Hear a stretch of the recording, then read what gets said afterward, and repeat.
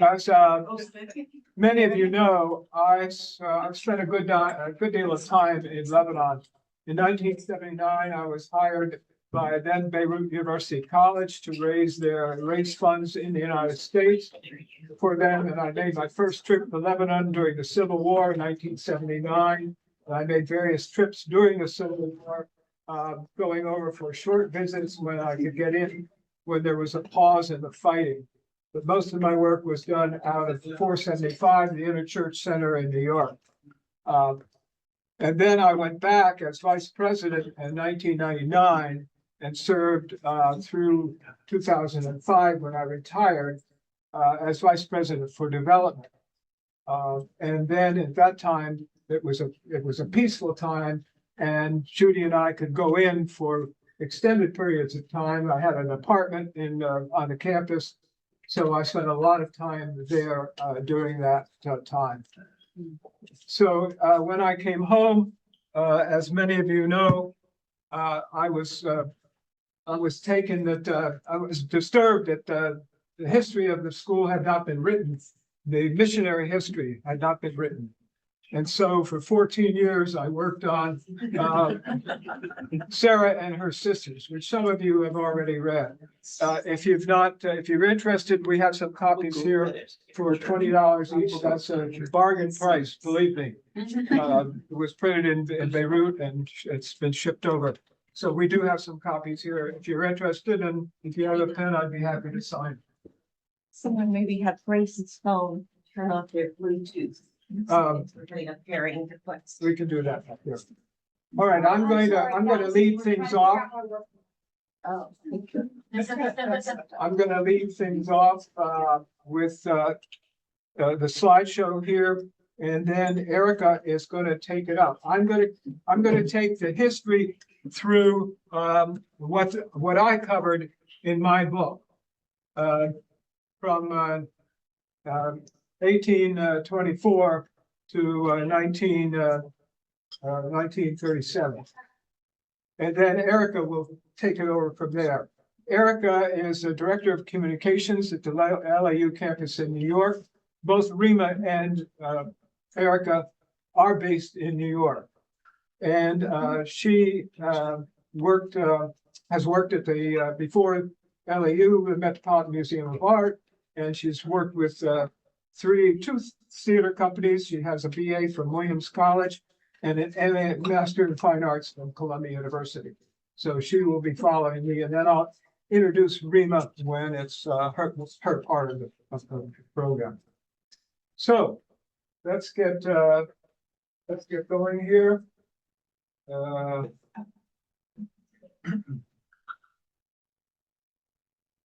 The roots of Lebanese American University go back beyond its start as a college in 1924 to a succession of 3 schools for Arab girls and young women founded in Beirut, Syria. It was then part of Syria, part of Ottoman Syria.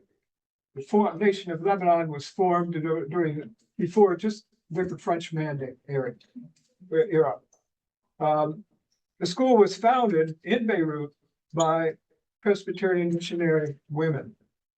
My book, Sarah and Her Sisters, American Missionary Pioneers in Arab Female Education, 1834 through 1937, a few copies of which are available,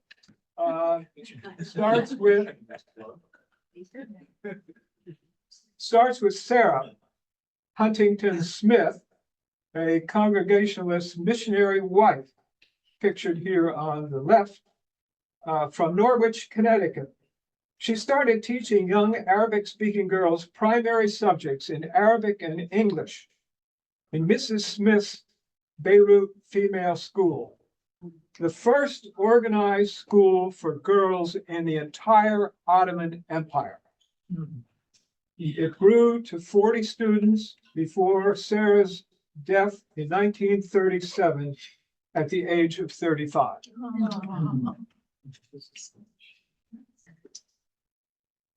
A monument to the school still stands in modern Beirut.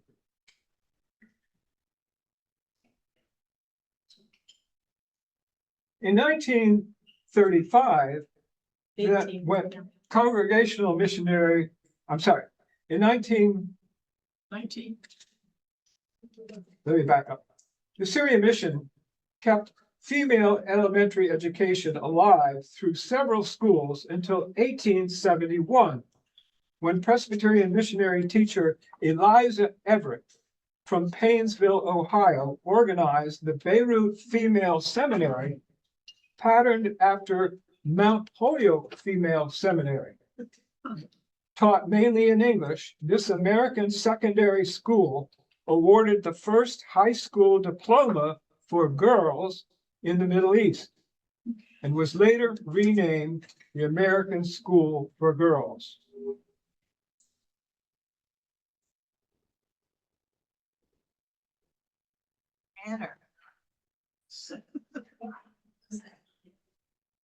Now that we have everyone's attention. In 1922, the mission recruited 29-year-old Frances Pryor Irwin, a graduate of the University of Minnesota, to head the girls' high school. She was soon joined by Winifred Shannon, another Presbyterian teacher and graduate of the University of Kansas. Then in 1924, a century ago, the centennial, Miss Irwin and Miss Shannon added a freshman level class in the high school. And in 1925, the following year, a sophomore class. These were then spun off as the American Junior College for Women, in the first higher education school for women in the Arabic-speaking world, another first. The junior college students could graduate in 2 years with an associate degree and then go on to the American University of Beirut next door for another 2 years for a BA or BS degree. Miss Irwin's first graduating class included, I'm going to struggle with this, Sanaya Habub al-Naqash, the first native female doctor to practice in Beirut, and Amir Das Megedichian, Armenian, who founded a maternity hospital in Homs, Syria. These are the first graduates. And that's Frances Irwin from Minneapolis. The junior college also emphasized the importance of physical education and sports for females, as well as music and the arts. Native costume days promoted cross-cultural understanding among students of various religions, nationalities, and races. In 1932, Ms. Shannon established a summer village welfare camp, the first social service program in higher education in the region. Working in remote villages such as Beit Jebel, students addressed the educational and health needs of these poor communities. During the regular academic year, students could engage in community service in Beirut as well. As the junior college outgrew its home in Seraphin House, the mission secured land for a campus and a first building in West Beirut. With the strong support of Presbyterian women in America, the mission invested in furthering women's education in Lebanon. Here, Ms. Irwin in the center, with Mission Secretary James Nichol to her left, and Miss Shannon on the our far right, they lay the cornerstone for Sage Hall in 1930, which still stands at the center of LAU's Beirut campus. In In 1935, college freshman Elizabeth Marshall designed the college seal depicting a Phoenician trieme to go with its motto, to strive, to seek, to find, and not to yield. And now Erika will tell us the rest of LAU's amazing story. Thank you so much, Bob. Here's some more. Oh, thank you. We have a lot of history to get through, but I'm going to try to go a little bit fast so that we have time for discussion at the end. So in 1937, Presbyterian missionary William Stoltzfus from rural Ohio becomes the president of the American Junior College for Women. And here we see him and his family at home. Today, William Stoltz's grandson, Philip Stoltzfus, is the current chairman of the Lebanese American University's Board of Trustees. And here we see him dedicating the William A. Stoltzfus Garden on the Beirut campus in 2022. Philip told me that this is one of his favorite pictures of his grandfather. He said, it's the picture of a true leader sitting on the steps of Sage Hall with his fellow teachers. However, during World War II, Presbyterian mission leader James Nichol was the acting president when William Stoltzfus was unable to return to Beirut from 1941 to 1943. They also established neighborhood house since travel to the village welfare camps was difficult. And here we see local children at the neighborhood house educational center. In 1948, the Presbyterian Syrian Mission, still the governing body of the school, authorizes the college to grant BA degrees in psychology, euthenics, child development, and education. The 2-year junior college becomes a 4-year college and is renamed the Beirut College for Women, or BCW.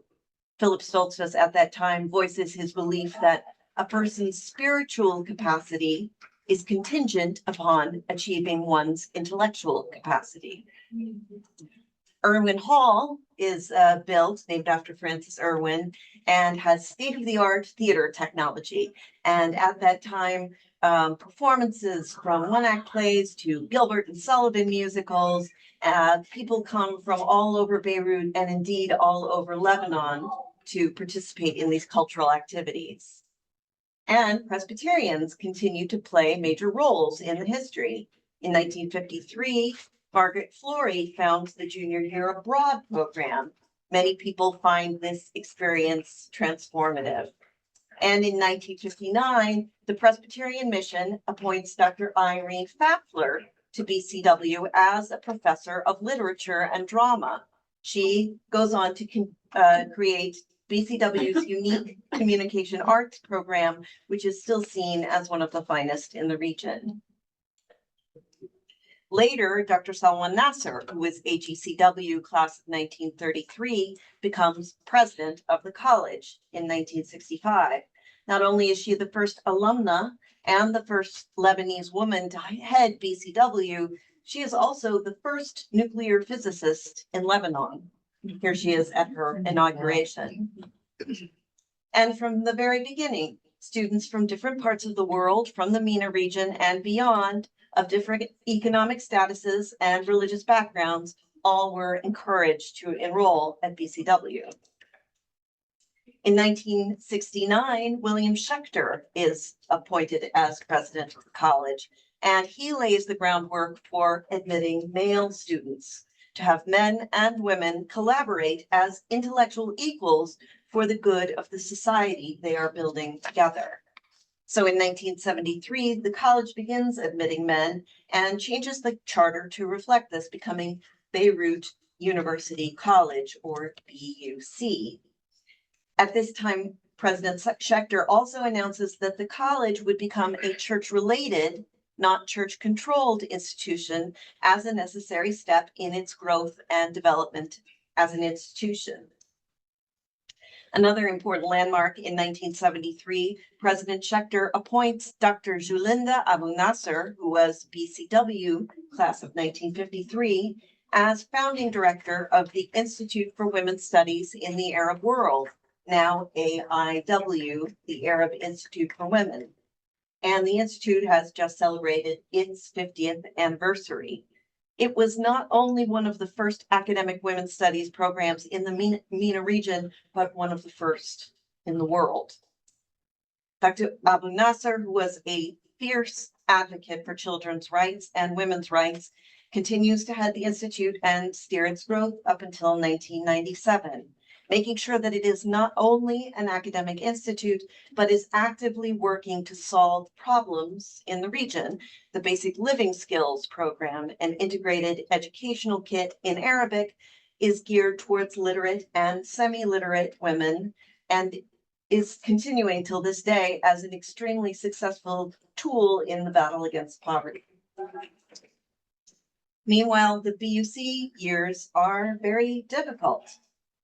Street battles, shelling, and faculty and staff kidnappings are the everyday reality of the Lebanese Civil War. In a heroic measure, faculty and staff agree to receive only half of their salary and lend the rest to the college at no interest for a period of 5 years. When the president and development staff asked for help from outside, a grant of $800,000 from the Presbyterian Church of the United States in America helps to give the administration enough hope that funds can be raised to ensure the college's survival.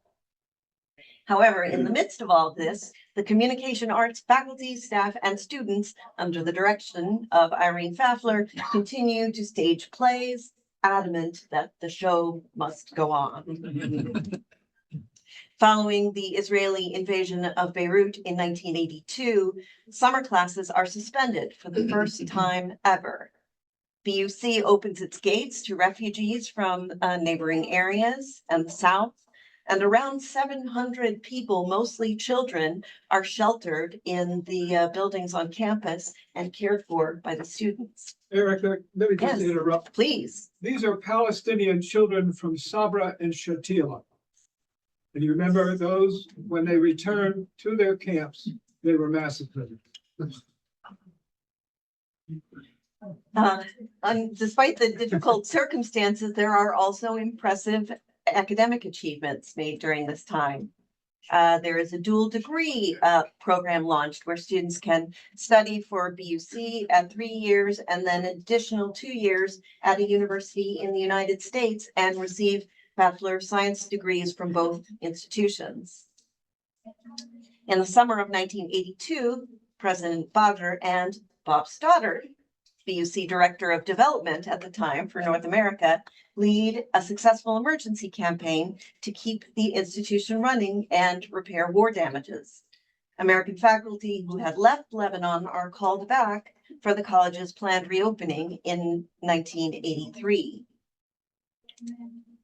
As the devaluation of the Lebanese pound threatens faculty retention, President Riyad Nasser embarks on an aggressive fundraising campaign and raises money for the first successful endowment fund with the guidance of then Vice President Bob Stoddard. 3 consecutive temporary branches are set up for students who are unable to reach the campus in Beirut. And after many years of development, the new Byblos campus, it opens in the north in the fall of 1991. School of Business opens in 1992, and in 1994, Beirut University College officially becomes Lebanese American University. And many landmarks for the college follow, or the university rather. There is a bachelor's degree in engineering. The Doctor of Pharmacy program becomes the only one outside of the United States to receive accreditation from the Accreditation Council for Pharmacy Education. We open a School of Nursing. The Gilbert and Rosemary Shiguri School of Medicine opens in 2009, the same year that the university acquires Rizk Hospital and renames it LAU Medical Center Rizk Hospital. In 2014, the medical school, the nursing school, and the departments of nutrition and social work all combined together at the Health Sciences Center. And indeed, a practice of social medicine and integrating these points of view really distinguishes LAU's medical, nursing, and pharmacy programs. The next few years see the opening of the New York headquarters and academic center in Midtown Manhattan, where Rima and I work. And now it is a fully degree granting campus. We also opened a School of Fashion Design in 2017. Recent years, of course, have also seen many challenges. The October Revolution in 2019, the subsequent economic meltdown, followed by the surge of COVID-19 in 2020. This places a huge financial burden on students and their parents. In response, the university introduces a set of austerity measures and launches the Emergency Financial Aid Fund to ensure that no student is forced to forego their education. Classes pivot to online learning for a while and eventually reopen with masked students returning to campus. Meanwhile, the hospital is hit by the Port of Beirut explosion in August 2020, but recovers quickly, providing PCR tests and COVID vaccines for students, staff, faculty, alumni, and eventually all across Lebanon with mobile vaccine campaigns. LAU launches a fundraising campaign to pay for these vaccines so that students, faculty, and staff can safely return to their campuses. So looking back, our history is one of constant evolution and reinvention. The American Junior College for Women, the Beirut College for Women, Beirut University College in the 70s, and in the 90s, Lebanese American University. And looking back, what we find is that the university has overcome many crises and come out better and stronger every time. And perhaps because of this past, LAU has emerged well prepared to deal with any other hurdles that may come. Underlying this continuity is a spirit of service that has always prevailed. Today, we continue to grow and expand. Recently, we inaugurated our second medical center in Junia in the northern part of the city. And here is just a quick list of some of our new initiatives happening on campus: human genetics, a research institute, an industrial hub, a PMRC where we will provide generic drugs that are affordable for people, our New York campus, a Center for Public Policy, Sustainability, and a Center for Ethics. Today, around 40% of our students are first-generation university students, i.e. they are the first person in their families to go to college. This is made possible in part by our affordable tuition and our extremely generous financial aid packages. And this year, we have seen record numbers of enrollment. And with generous support from donors over the decades, we have been able to continue these financial aid packages, as well as rewarding top students with merit scholarships. And some donors even go on further and provide mentorship and career opportunities, returning frequently to campus, as we've seen Wissam Mukhal visiting here in 2023. We still have ties to the Synod in Lebanon and to the Presbyterian Church in the USA. And to quote ex officio board member, Reverend Elmarie Parker, the work that LAU does to provide the opportunity for an excellent education to students whose families are economically vulnerable resonates deeply with our commitment to address systemic poverty. Education and the opportunities it opens for students is one of the most powerful tools we have to bring individuals, families, and communities to holistically thrive. In addition, the advocacy and scholarship work of the Arab Institute for Women parallels PCUSA's commitment to gender justice, even as their Basic Living Skills initiative addresses systemic poverty. And this year, we mark our first century and look forward to the second. The Board of Trustees still shares those same goals as those very early Presbyterian missionaries, including gender equality, scientific inquiry, the empowerment of individuals, and the creation of a more engaged citizenry. We are a dedicated community in constant evolution. Thank you so much.